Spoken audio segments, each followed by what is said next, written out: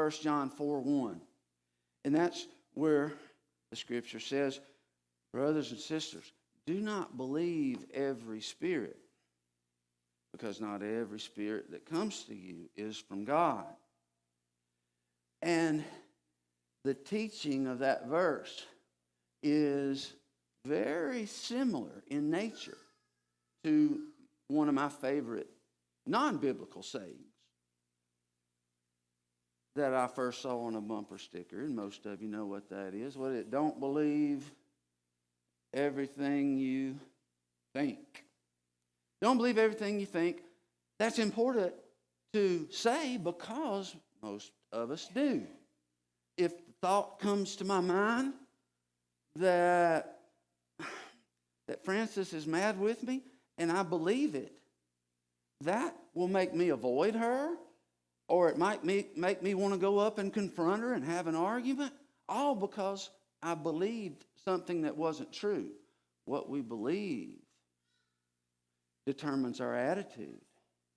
And our attitude determines what we do, how we act, what we say. Oh, so what we believe is very, very important. Unfortunately, there is a deceiver at work in the world.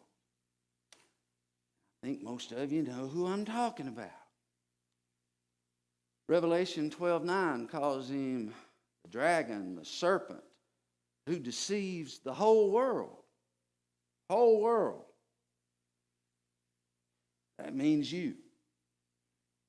That means me. Whole world means everybody. To some degree or another, in one way or another, we have all been deceived. Most of us have been deceived many times in many different areas. But we're going to focus today on one type of deception in particular, and that is untrue thoughts that the enemy puts in our mind. Untrue thoughts such as, if I can't be perfect as a Christian, I might as well just give up. All or nothing thinking is what all children start up with. And some adults outgrow it, some unfortunately never do. It's like it works this way.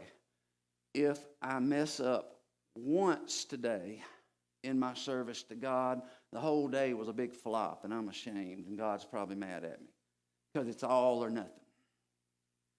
If there's one imperfection in my wife, I'm just going to have to go shopping for another because I can't deal with that. This mentality that if one thing is wrong, or if even a few things are wrong, that's more realistic. If a few things are not perfect, if a few things are failures, then the whole thing is worthless. That's a deception. Where does it come from? It comes, ultimately, every deception goes back to our adversary. But it may pass through several other people on its way to us. Jesus said Satan is the father of lies. Therefore, any lie started with him. It started with Satan.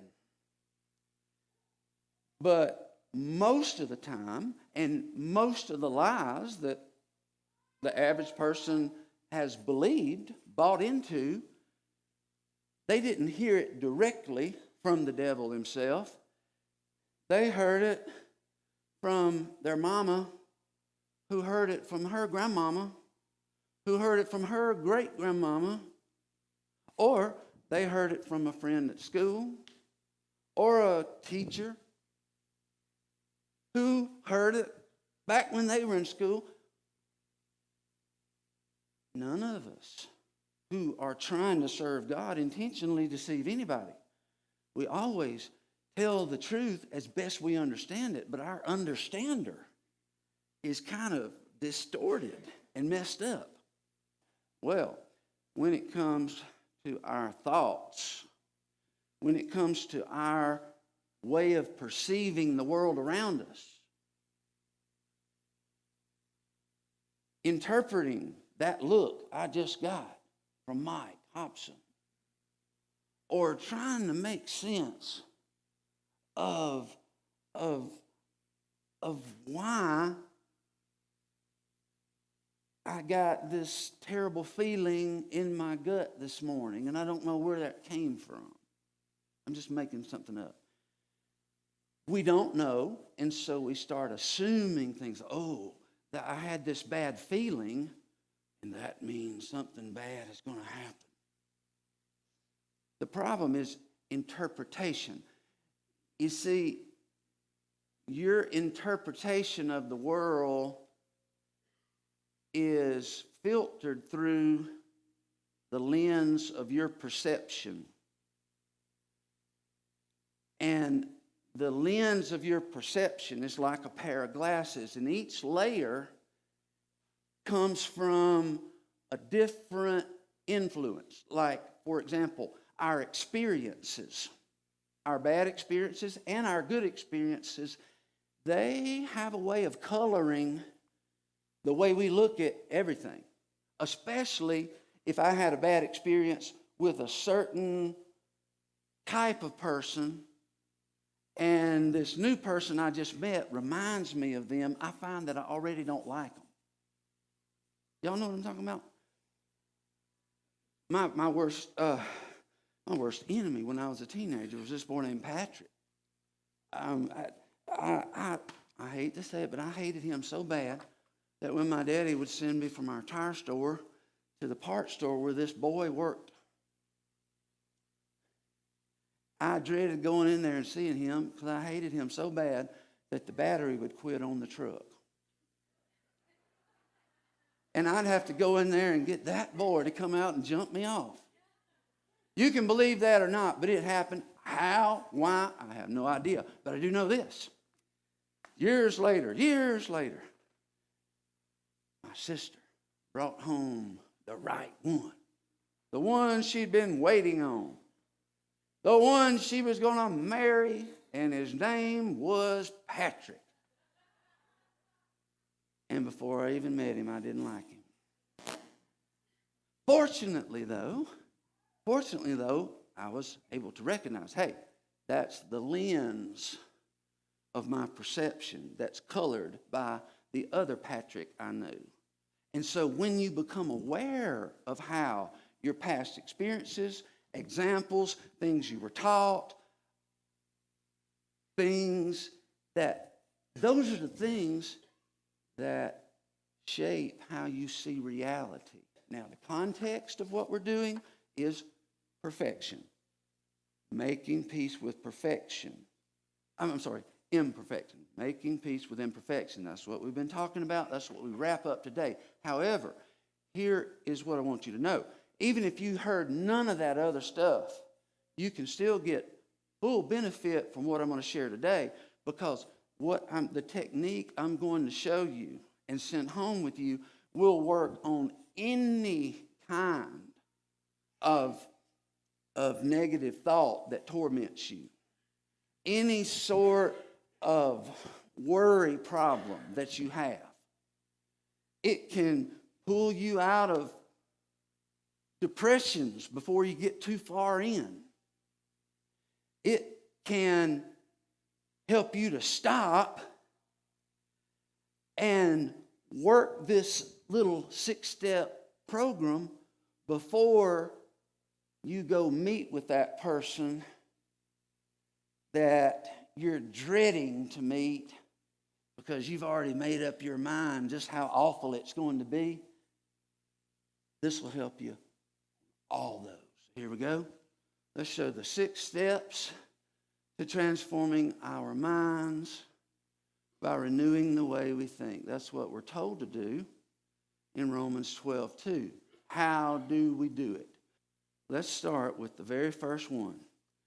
This is the very first thing you do when you recognize I am starting to lose my temper here. I'm getting frustrated here. I feel my anxiety beginning to grow. I'm starting to get worried. It's really starting to bother me that I messed up once again. Last night, when I was trying to discipline the kid and I said something I shouldn't have. As soon as you recognize that process has begun, stop that train. Stop that train of thought before it gathers momentum. You ever heard me or anybody else say that you can take a 2-inch square block of some really hardy, strong wood, and you can set that block in front of the wheel of a locomotive, especially if you set one under both front wheels. That powerful locomotive cannot take off.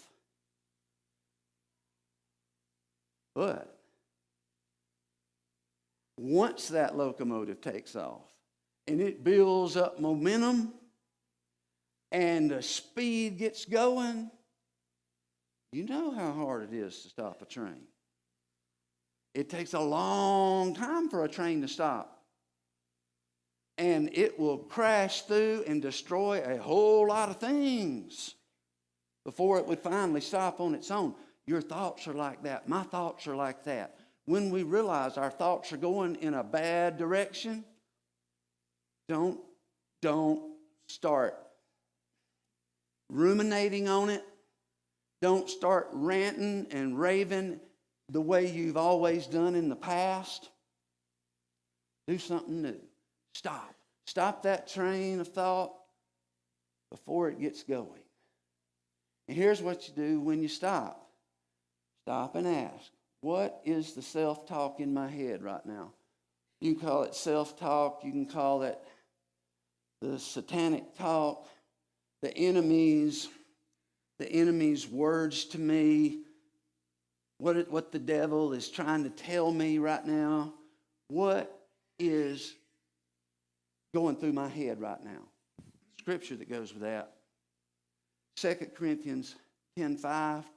We take every thought to make it obedient to Christ. We take captive every thought.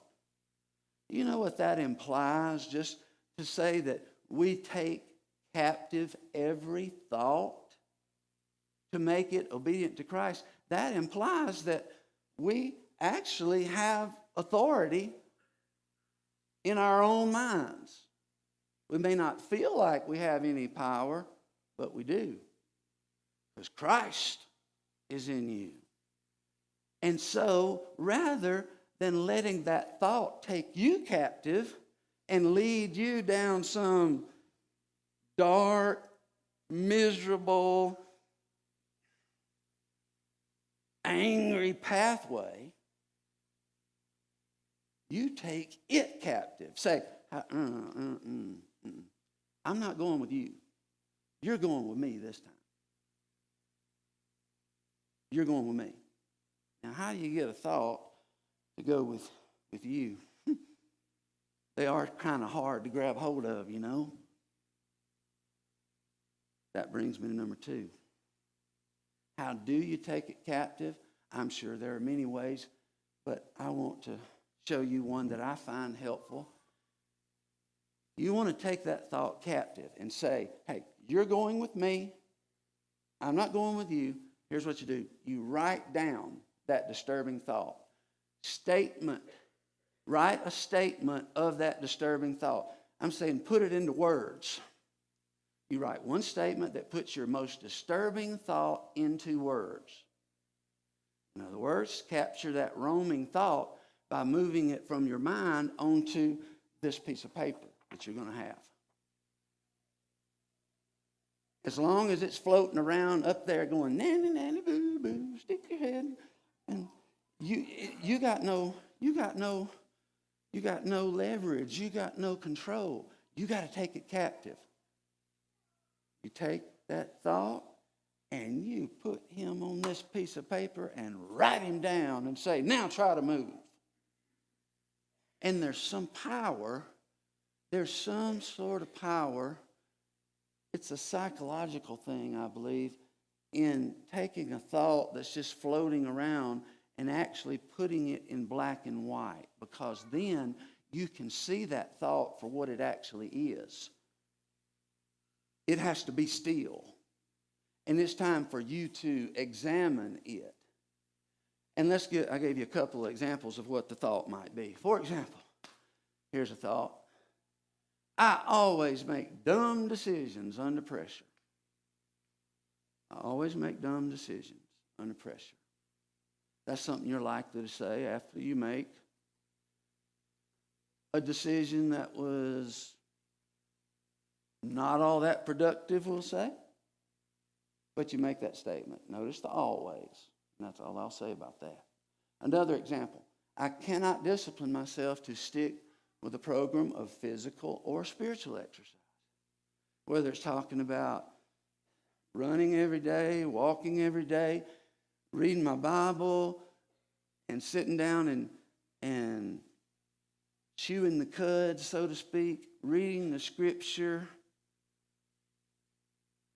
and processing it, sitting quietly before my God and allowing the Spirit of God to show me ways this scripture applies today. I mean, this day, in what I'm dealing with this day, you have trouble disciplining yourself. Your thought is going to be something in the nature of, I cannot discipline myself to stick. Or it might even be worse than that.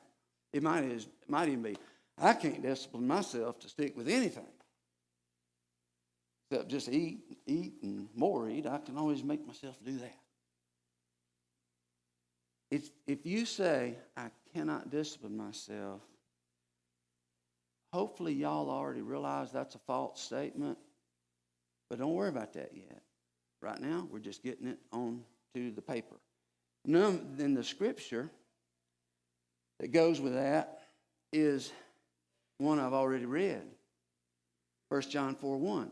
Dear friends, do not believe every spirit, but test the spirit to see whether they are from God. Remember how we said, any lie ultimately goes back to the father of lies. It may have passed through several people and then passed through your own brain in order to get to you. But that's where it comes from. And so you got to ask yourself, don't just assume that it's true. The reason you've written it down is you're not going to automatically assume it's true. I'm going to test it. Number 3 is the beginning of the testing process. Number 3, the beginning of the testing. Is this statement true? And here all you do is answer yes or no. That if no, skip to 5. That'll make sense later. All you got to do here is look at the statement you just wrote. It's your thought on paper, the thought that's troubling you, and you ask, is it true? So let's look here and see if these things are true. Is it true that you always make dumb decisions under pressure? Always? Boy, that would be a whole lot of dumb decisions. That would mean every decision you ever made your whole life while under pressure, including the ones made while you were playing video games. Think about this. If you play Grand Theft Auto, you know what pressure is. Just recognize whether it's a video game, a football game, a discussion with your spouse, a talk you're having with your children. A lot of those are difficult, and you feel pressure when you are having those conversations. Your heart rate is up, your palms sweat, your mouth gets dry, you're under pressure. But what about this business of always make dumb decisions? I don't believe it. I don't believe it. I'd say no. Is it true that you cannot discipline yourself to do physical or spiritual exercises? Well, think about that. Did you pass the first grade?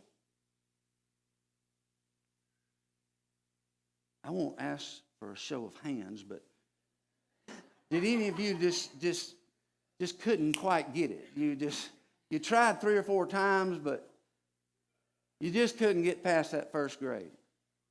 If you passed first grade, you've already demonstrated that you can discipline yourself to do things. And the further you went in your education or training, if you work a job and you get up and go every day, you're disciplining yourself. So those are lies. That's what I'm pointing out. They feel true. They feel true. False evidence appearing real. Judy Forbes here taught me this, an acronym the other day. Fear. F-E-A-R.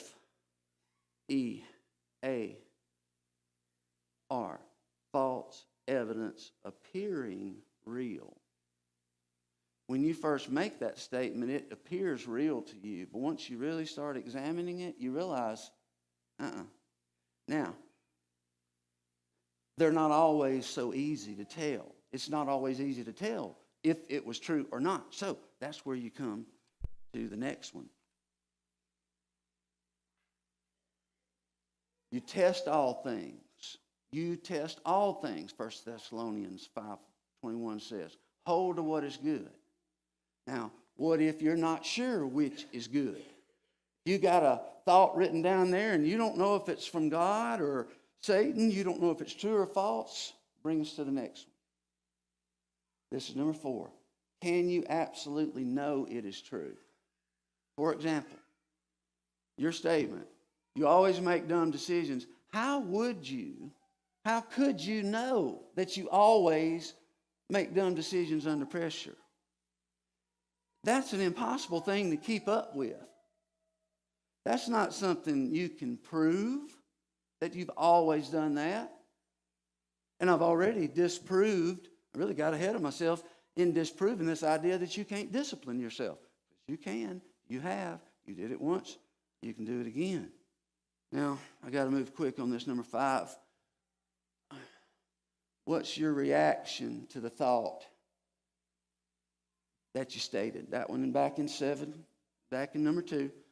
This thought, if I believe this, if I keep believing this, what is it going to produce in my life? Is it going to make me a more fruitful, successful, happy, Christ-like person? Or is it going to make me a coward, indecisive, always second-guessing, giving up, believing and expecting the worst? The fruit, that's what I'm talking about. I could say more, but I got to move on to the final one. Well, go on to number 6, Nathan, please. Restate it. Restate it. That negative, false thought, which we've now realized was a lie from our enemy. We know that it's destructive. We know we'll hurt ourselves and others if we keep believing that. Let's turn it into something that is true, realistic, something that is positive and that can actually help us. For example, that pressure thing, performing under pressure. Instead, you say, I am growing in wisdom and in my ability to keep my thinking calm and clear under pressure. And if you need to, I would advise you to write that sentence down. You write your own sentence, I am growing in my wisdom. Okay, I admit, I'm not great under pressure. I'm not pretending that I'm something I'm not, but I'm growing. I'm improving. I'm getting better. That kind of thinking will take you through, and I'll show you with one final example from Carol Sproul's. when Carol Sproles was in the Hot Springs Hospital, and the doctors had no clue what to do. They were frustrated. Her daughter Shannon was frustrated naturally. Don, her husband, was frustrated. And Carol, I can't imagine what she was feeling. And they spent as much time there with her as they possibly could. Others visited. But at times, she'd find herself alone, sleeping during the night. And she'd wake up in the middle of the night. You know what thought came to her mind? The thought that came to her mind is, I'm afraid. I'm afraid. I don't understand what's happening to me. I don't know where I'm going. I feel like I'm in this tunnel, and I don't know where the end is, or if there even is an end to this tunnel. The thought, I'm afraid. But then Carol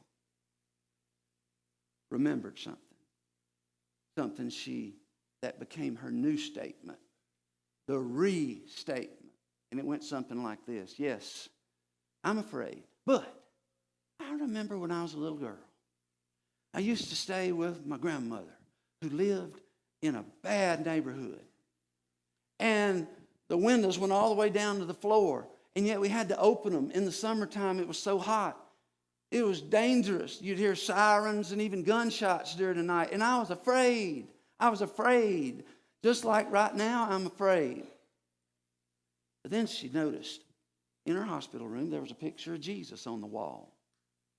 And Carol said to me, you know, my grandmother had a picture of Jesus on the wall in that room I used to sleep. And my grandmother said to me, Carol, I know you're afraid, but remember, Jesus is with you. Jesus is with you, and you're going to be all right. And Carol said, I believed her, and she was right. And I said, Carol, she sure was right, and she's still right. There was a picture of Jesus in her hospital room. I said, let that remind you, he's still with you. And that became her new statement. Jesus is with me, and it's going to be all right. Well, Carol, stand up and show them it's all right. Carol.